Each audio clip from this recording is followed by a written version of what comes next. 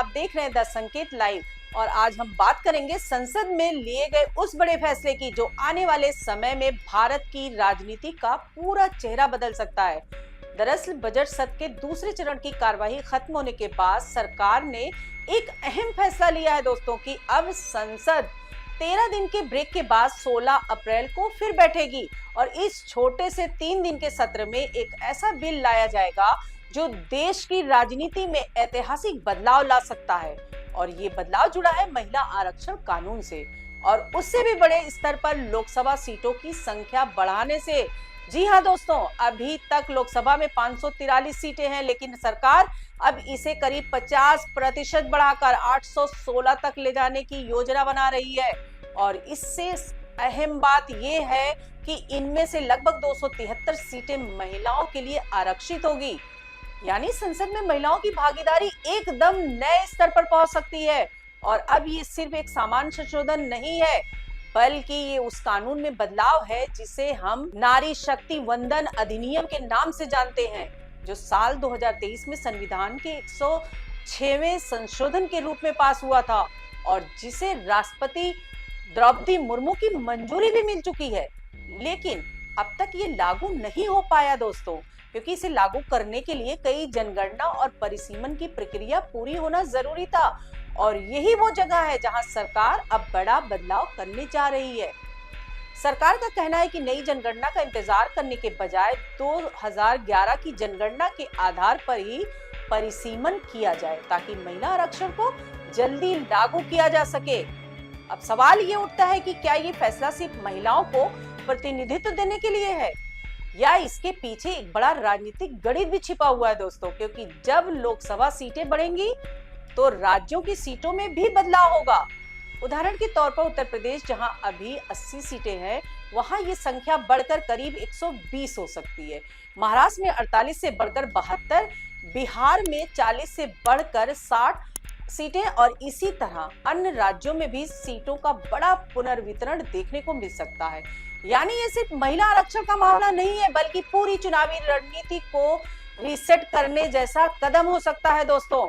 और अब अगर हम महिला आरक्षण की बात करें तो ये कोई नया मुद्दा नहीं है। इसकी शुरुआत 1931 में ही हो गई थी, जब सरोजिनी नायडू और बेगम शाहनवाज जैसी नेताओं ने महिलाओं के राजनीतिक अधिकारों की बात उठाई थी, लेकिन उस समय इसे खारिज कर दिया गया। इसके बाद 1974 में महिलाओं की स्थिति पर बनी समिति ने स्थानीय निकायों में आरक्षण की सिफारिश की और फिर 1993 में 73वें और 74वें संविधान संशोधन के जरिए पंचायत और नगर निकायों में महिलाओं को 1/3 आरक्षण मिला और कई राज्यों ने इसे बढ़ाकर 50% कर दिया। लेकिन संसद और विधानसभाओं में ये सपना अधूरा ही रह गया दोस्तों, और अब लगभग 90 साल बाद ये सपना साकार होने की दिशा में आगे बढ़ता दिख रहा है। लेकिन इस पूरे प्रस्ताव में कुछ ऐसे सवाल भी हैं जिन पर बहस होना जरूरी है। पहला सवाल ये कि महिलाओं के लिए जो 273 सीटें आरक्षित होंगी, उनमें एससी और एसटी महिलाओं को उनके कोटे के भीतर हिस्सा मिलेगा, लेकिन ओबीसी महिलाओं के लिए अलग से कोई प्रावधान नहीं किया गया है। क्या ये सामाजिक न्याय के सिद्धांत के खिलाफ नहीं है? और दूसरा बड़ा सवाल ये है कि अगर परिसीमन 2011 की जनगणना के आधार पर किया जाता है तो क्या ये आज की वास्तविक जनसंख्या को सही तरीके से दर्शा पाएगा? क्योंकि 2011 के बाद देश में काफी बदलाव हो चुके हैं। और तीसरा और सबसे महत्वपूर्ण सवाल ये है कि क्या ये पूरा बदलाव राजनीतिक फायदे के लिए किया जा रहा है? क्योंकि सरकार को इस बिल के पास कराने के लिए संसद में 2/3 बहुमत की जरूरत होगी और यही वजह है कि गृह मंत्री अमित शाह लगातार विपक्षी दलों से बातचीत कर रहे हैं, जिनमें Samajwadi party, RJD, NCP, AIMIM और अन्य दल शामिल हैं। यानी ये साफ है कि बिना विपक्ष के समर्थन के ये बिल पास नहीं हो सकता। और अब अगर ये बिल पास हो जाता है तो भारत की संसद में महिलाओं की संख्या एक ऐतिहासिक स्तर पर पहुंच जाएगी, जो न सिर्फ राजनीति बल्कि नीति निर्माण में भी बड़ा बदलाव ला सकती है। क्योंकि जब संस्थाओं में महिलाओं की भागीदारी बढ़ती है तो उसके प्रभाव समाज के हर वर्ग पर पड़ते हैं। शिक्षा, स्वास्थ्य, रोजगार और सामाजिक सुरक्षा जैसे मुद्दों पर ज्यादा संवेदनशील और व्यापक दृष्टिकोण देखने को मिलता है। लेकिन साथ ही ये भी जरूरी है कि ये बदलाव सिर्फ कागजों तक सीमित नहीं रह जाएगा, बल्कि जमीन पर भी दिखाई दे। क्योंकि अगर महिलाओं को सिर्फ सीटें मिल जाए लेकिन असली निर्णय लेने की ताकत उनके पास ना हो, तो ये आरक्षण अपने मकसद को पूरा नहीं कर पाएगा।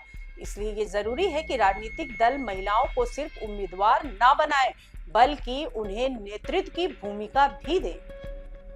अब आने वाले 16 अप्रैल का सत्र बेहद अहम होने वाला है दोस्तों, क्योंकि इसी में ये तय होगा कि भारत की राजनीति का भविष्य किस दिशा में जाएगा। क्या संसद में महिलाओं की हिस्सेदारी बढ़ेगी? क्या राज्यों का राजनीतिक संतुलन बदलेगा? और क्या ये फैसला सच में महिला सशक्तिकरण की दिशा में ऐतिहासिक कदम होगा, या फिर ये सिर्फ एक राजनीतिक रणनीति बनकर रह जाएगा? आपकी क्या राय है दोस्तों इस पूरे मुद्दे पर? क्या ये फैसला सही दिशा में है या इसमें और सुधार की जरूरत है? कमेंट में जरूर बताइएगा। नमस्कार।